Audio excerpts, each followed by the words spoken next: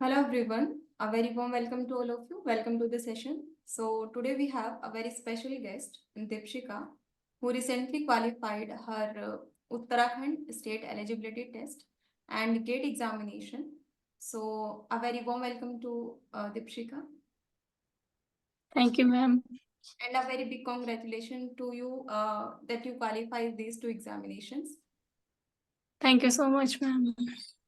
तो दीपशिका, सबसे पहले आप अपने एजुकेशनल बैकग्राउंड के बारे में बताइए कि आपने ग्रेजुएशन पोस्ट ग्रेजुएशन कहाँ से किया आपने।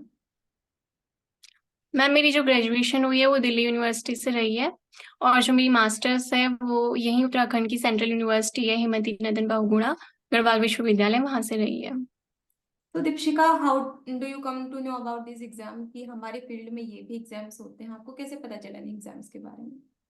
मैम, बेसिकली मैं जब कॉलेज में थी तो वहां पर को नेट के बारे में टीचर्स बात करते थे कि टीचर्स बोलते थे कि नेट एग्जाम क्लियर करना है, तो मेरा टारगेट हुई था कि नेट जेआरएफ का क्लियर करना है करके।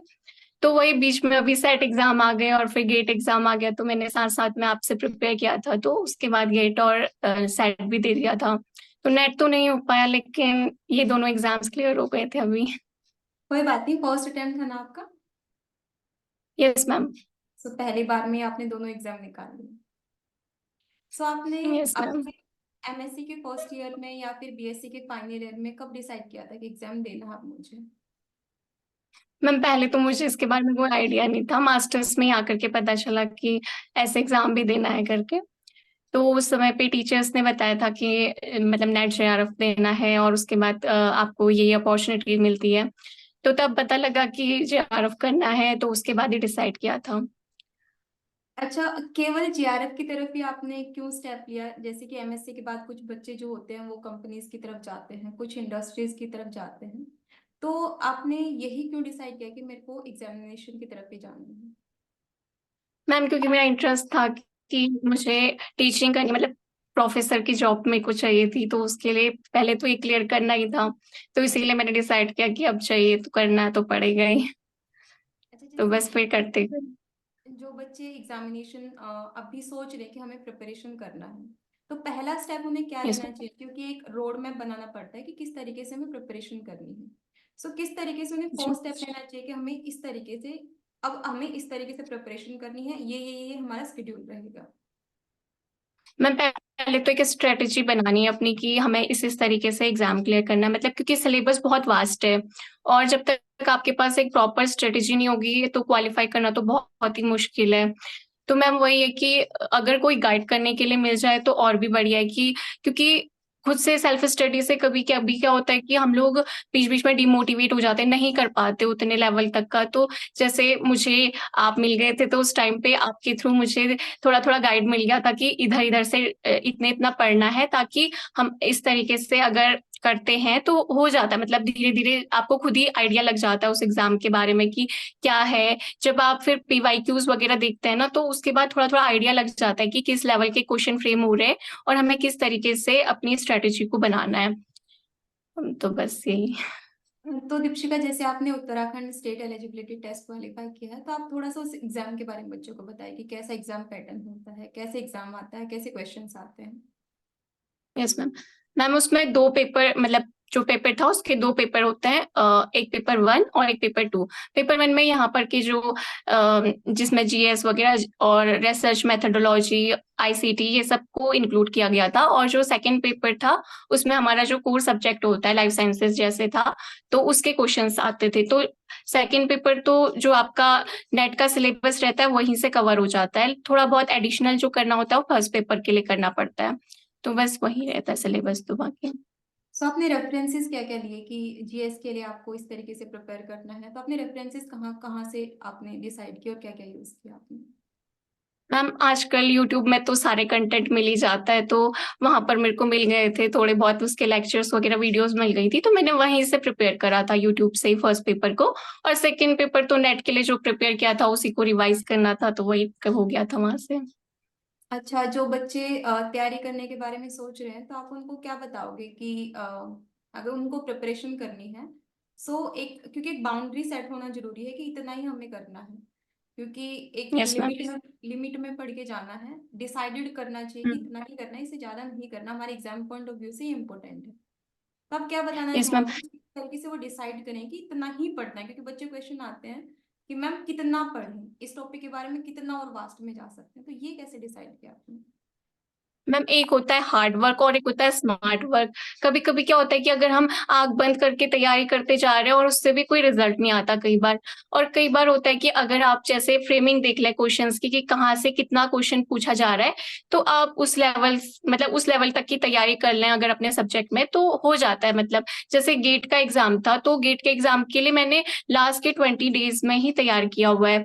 उसमें क्या था कि जब मैंने पीवाईक्यूज पकड़े उसके, तो देखा कि कुछ कुछ क्वेश्चन है जो रिपीट हो रहे हैं फिर से। जैसे कि बॉटनी में देखें तो जो पैथोलॉजी थी, प्लांट पैथोलॉजी, वहां से क्वेश्चन रिपीट हो रहे हैं। उसके अलावा जो सेकेंडरी मेटाबोलाइट्स है, वहां से क्वेश्चन आ रहे हैं बार बार। तो उस टॉपिक, जो हॉट टॉपिक्स हैं, अगर हम उनको सेलेक्ट कर लेते हैं और उसी डायरेक्शन में फिर प्रिपेयर करते हैं, तो हो जाता है क्लियर फिर उसके बाद एग्जाम। लेकिन कोई भी मतलब कुछ भी पढ़ते रहो जो जरूरी नहीं है उसको भी करते रहो, तो फिर वो तो फिर बहुत खिंच जाएगा, होगा ही नहीं फिर तो। कहने का मतलब है कि जो प्रीवियस ईयर क्वेश्चंस होते हैं उनको एक स्टैंडर्ड मार्क सेट कर लो, कि यहाँ पर जितने यस मैम। क्वेश्चन, कि कितने क्वेश्चन पूछे गए हैं किसी पर्टिकुलर टॉपिक के, तो उस अकॉर्डिंग आपने प्रिपेयर किया। यस जैसे कि मैम। आपने कहा रिपीटेशन ऑफ क्वेश्चन, तो क्या रिपीटेशन ऑफ क्वेश्चन आपने देखा है इन एग्जाम्स में? मैम गेट में तो थोड़ा बहुत कोई कोई क्वेश्चन होता है जो कि फॉर्मेट वही होता है, लेकिन क्वेश्चन पूरा तो सेम नहीं रहता, लेकिन फॉर्मेट रीफ्रेम वही कर रहता दिए है। जाते हैं, रीफ्रेम कर दिए जाते हैं क्वेश्चन। Yes ma'am. तो थोड़ा भी क्लू मिलता है तो आप गेट में थोड़ा सा कर लेते हैं, लेकिन नेट में ऐसा तो नहीं है। लेकिन जो कंटेंट होता है वो तो सेम ही रहता है ना, उसको अगर हम जो हॉट टॉपिक है अगर उनको कर लेते हैं तो हो जाता है। मतलब प्रिपेयर कर रहे हैं तो हो जाएगा, ऐसा रहता है। कितना टाइम डिवोट किया आपने प्रिपरेशन में? मैम मैंने ऐसा तो नहीं था कि पर डे का फिक्स है कि इतना इतना, क्योंकि घर में बाकी भी चीजें रहती थी। तो हाँ। जितना भी तो टाइम मिल जाता था, जिस टाइम भी तो मैं उस हिसाब से प्रिपेयर करती थी अपना। कितने महीने लगे प्रिपरेशन में? 4 महीने, 5 महीने, 6 महीने, कितना टाइम दिया मैं आपने? मेरा अगस्त तक तो मास्टर्स चला था, तो अगस्त तक तो मैंने कुछ भी नहीं किया हुआ था, मैं बिल्कुल जीरो पे थी। फिर मैं ओके। अगस्त में जब घर आई तो फिर मेरे को आपकी वीडियोस यूट्यूब से मिल गए थे। तो ओके। उसके बाद फिर मेरे को एक डायरेक्शन मिली कि कहाँ से मेरे को क्योंकि उस समय तो मुझे मैम कुछ भी आइडिया नहीं था इस सब के बारे में। तो मैं हमेशा से एक एवरेज स्टूडेंट रही हूँ, तो मुझे इतना भी कोई नॉलेज नहीं था। तो वहीं से मेरी जर्नी स्टार्ट हुई है प्रिपरेशन की, और अगस्त से जब मैंने स्टार्ट किया, तो उसके बाद फिर मेरा दिसंबर टारगेट था कि दिसंबर में करना है करके। तो आप जैसे जैसे कराते गए मैं वैसे वैसे करती गई।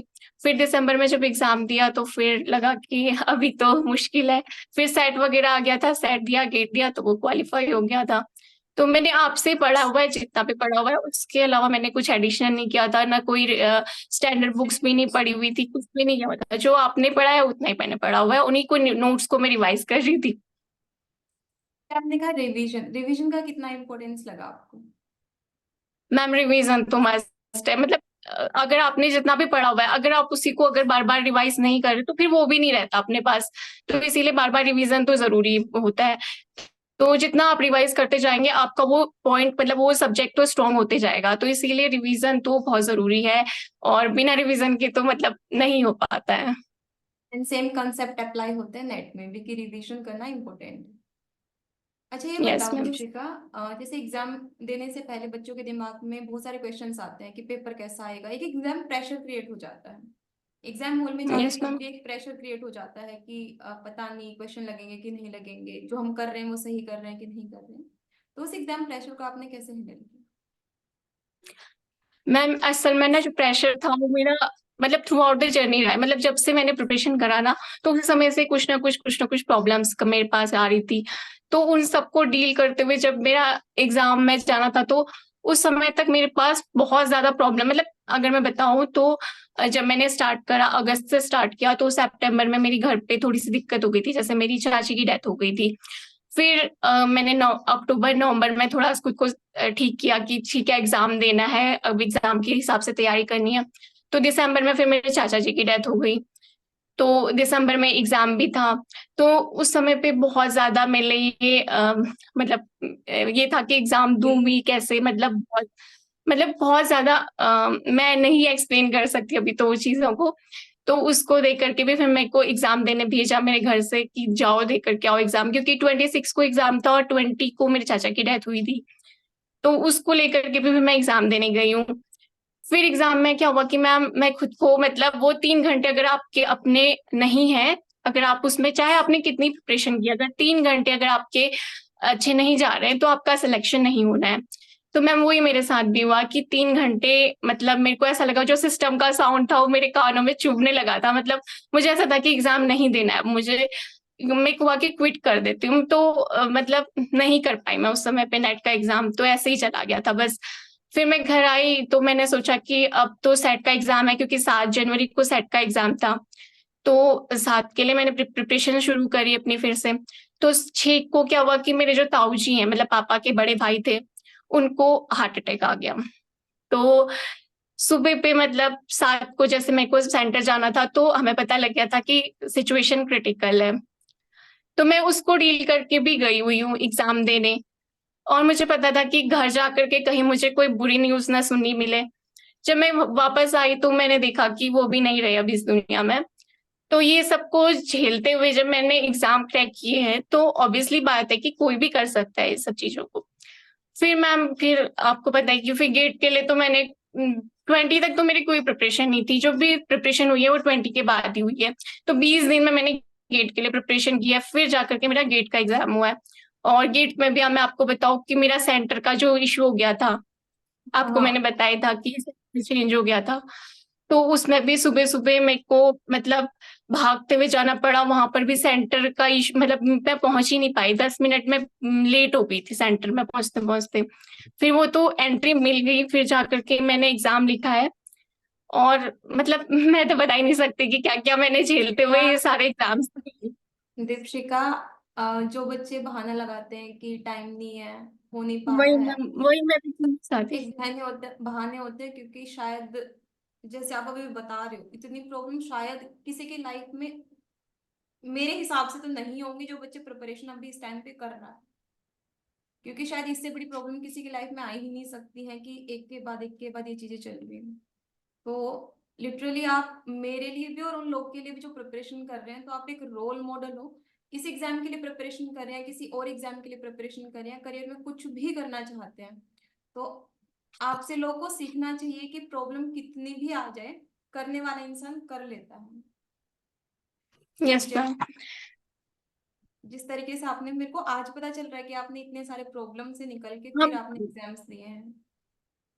मैं आपसे शेयर भी करना चाहती थी, लेकिन मुझे लगा कि किसी भी चीज का एक्सक्यूज नहीं देना चाहिए। जब आपसे नहीं हुआ है तो नहीं हुआ है, मतलब ठीक है कोई बात नहीं, नहीं हुआ नेक्स्ट टाइम हो जाएगा, एग्जाम तो आते रहते हैं। लेकिन जो चीजों को हम फेस करते हुए एग्जाम देने जा रहे हैं, आपको मतलब खुद पे इतना कॉन्फिडेंस होना चाहिए कि हमें इस चीज को फेस करके अपना आगे का फ्यूचर बनाना है, आगे का देखना है। क्योंकि लाइफ यहीं पे रुकनी नहीं है, एक एग्जाम ही नहीं है, उसके बाद भी बहुत कुछ है।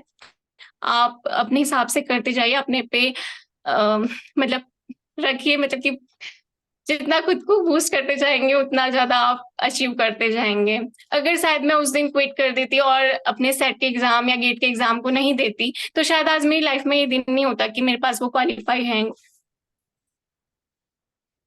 लिटरली दीपिका, जैसे आपने कहा एक्सक्यूज, जो बच्चे देते हैं ना कि मैम टाइम नहीं मिल पा रहा है, मैम नहीं हो पा रहा है, मैम याद नहीं हो पा रहा है, बच्चे ऐसे ऐसे एक्सक्यूज देते हैं।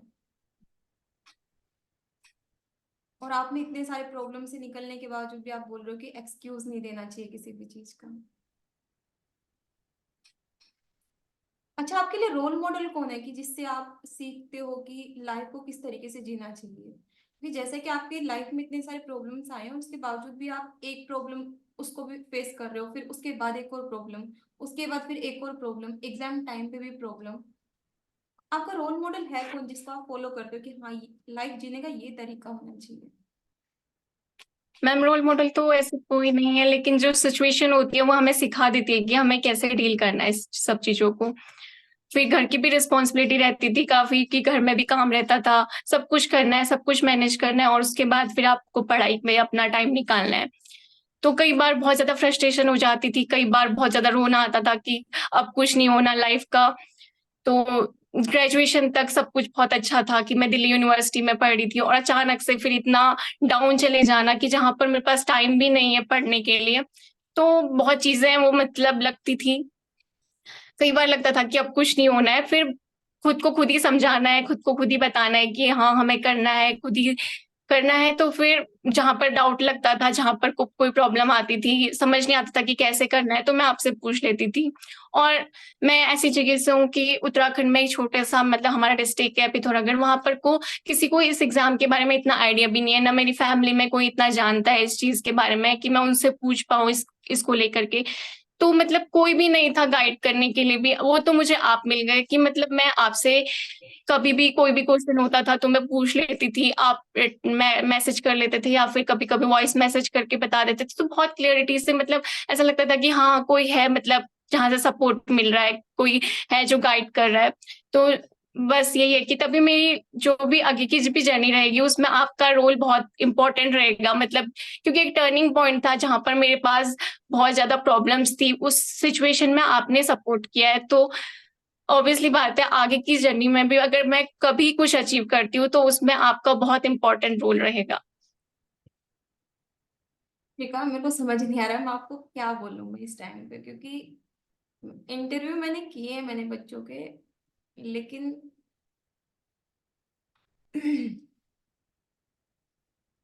आपको कभी भी किसी भी तरीके की कैसे भी नीड हो, आप मेरे को बस एक मैसेज ड्रॉप कर देना कि मैम मेरे को अभी जरूरत है आपकी। I will always there for you Dikshika. क्योंकि शायद जितना जुनून आप में है शायद ही किसी बच्चे में होगा, कितने सारे प्रॉब्लम को फेस किए जा रहा है और उसके बावजूद भी कोई एक्सक्यूज नहीं दे रहा है। सैल्यूट आपको दीक्षिका, लिटरली।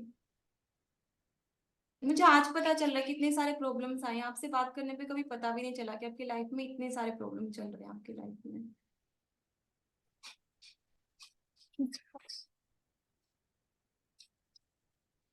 आगे क्या करने का प्लान है आपका? मैम अभी तो मेरा टारगेट ये है कि मैं जेआरएफ लूँ, फेलोशिप लूँ, उसके बाद फिर मैं अपनी आगे की जो हायर स्टडीज का जो मेरा जर्नी है मैं उसको स्टार्ट करूँ, क्योंकि उसके बाद ही फिर लगता है कि उसी फील्ड में जाना है, तो उसी के हिसाब से तैयारी करनी है। अभी आगे जेआरएफ के लिए तैयारी करोगे? अभी जैसे कुछ अभी मैंने आपसे आप क्वेश्चन पूछा था एग्जाम प्रेशर, अब ऐसा लगता है कि आपकी लाइफ में चीजें फिर इतनी गई है कि एग्जाम प्रेशर कुछ नहीं होता है फिर।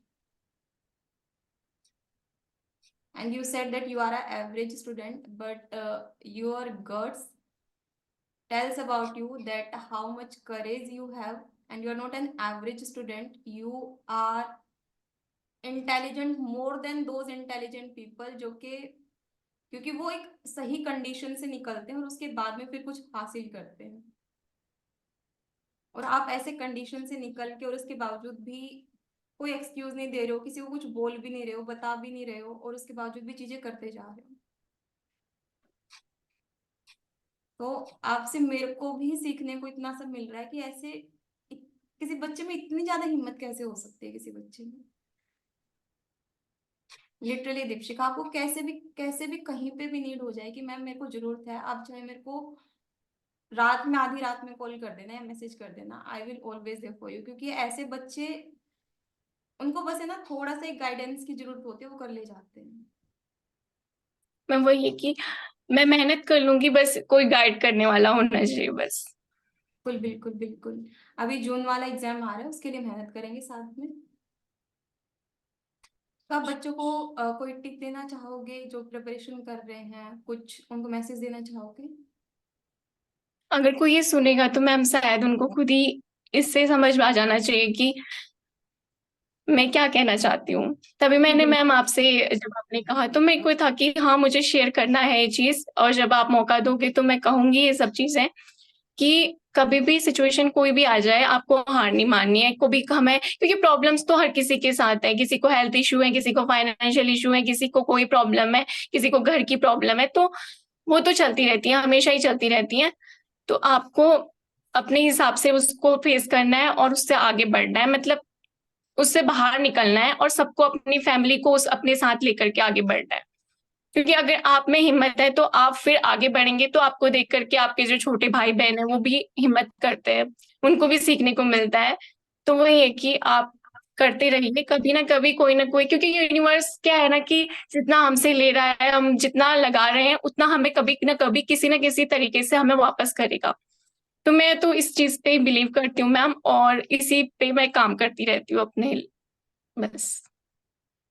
दीपशिका, कुछ क्योट्स हैं, life must go on, be positive in every condition. तो शायद आपके लाइफ को कोई देखेगा तो आपने इम्प्लीमेंट किया उन चीजों को।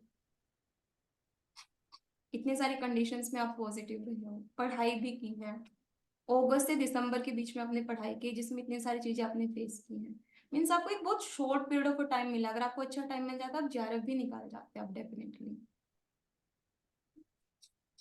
मैम अभी आगे का तो यही है कि अभी करना है, अब करना है, क्योंकि वो टाइम था जो बहुत बुरा टाइम था, और उस टाइम को जब मैंने मतलब एग्जाम दिया ना नेट का, तो मुझे लगा कि सब कुछ बर्बाद हो गया, अब कुछ नहीं हो सकता मुझसे। मतलब मैं बहुत ज्यादा डिसअपॉइंट थी अपने, जब मैं एग्जाम्स हॉल से बाहर निकली।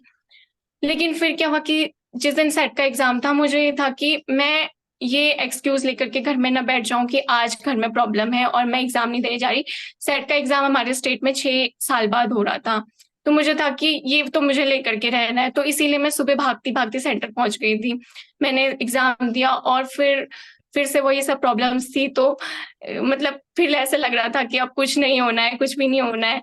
बट फिर ठीक है, टाइम के साथ साथ सब कुछ हो गया तो अच्छा लगता है। अब लगता है कि अब आगे को करना है, अब तो सही टाइम आ गया ना, अब तो करना है, बस। बिल्कुल बिल्कुल, आप कर भी लोगे क्योंकि आप में हिम्मत इतनी है कि आप, बस आपको थोड़ा सा टाइम और थोड़ी सी कंडीशन सही हो, आप 4-5 महीने में कर ले जाओगे JRF पे आप।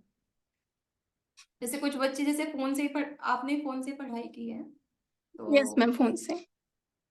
बच्चे जैसे बोलते हैं कि मैम फोन पे पढ़ते पढ़ते सोशल मीडिया से डिस्ट्रैक्ट हो जाते हैं, इधर डिस्ट्रैक्ट हो जाते हैं। ये तो बहुत छोटे छोटे एक्सक्यूज लग रहे हैं मेरे को। था कि मैं आपसे ऐसे क्वेश्चंस पूछूंगी, मैं किस तरीके से बैलेंस किया आपने सोशल मीडिया लाइफ के बीच में और कैसे पढ़ाई के बीच में। बट अब मेरे को ये लग ही नहीं रहा है कि इन सब क्वेश्चंस को पूछने की जरूरत है आपसे, क्योंकि आपने जो बताया वो सेल्फ एक्सप्लेनेटरी है कि।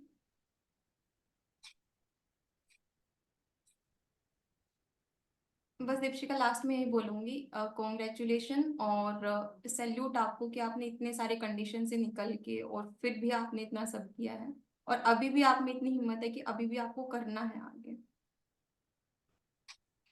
मैम अब इतना कर लिया तो अब बिल्कुल करना कर है। लोगे आप, बिल्कुल कर लोगे, बिल्कुल कर ले जाओगे, इतना कर लिया तो कर ले जाओगे बिल्कुल से।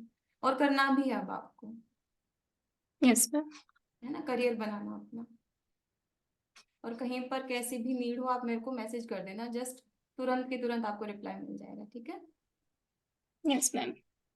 Deepshikha, thank you so much. आपने अपना इतना टाइम और अपने जो लाइफ का एक एक्सपीरियंस है वो शेयर किया बच्चों के साथ में। शायद क्या पक्के से बच्चों को सीखने को मिलेगा ही कि जब ये कर सकते इतने कंडीशन से निकल के, तो उनके तो कंडीशन बेटर हैं, आपसे बहुत ज्यादा अच्छे हैं, सारी फैसिलिटी उनके पास में, तो वो भी कर सकते हैं। Thank you yes ma'am, Deepshika. बिल्कुल। Thank you thank you Deepshika. Ma'am. Thank you.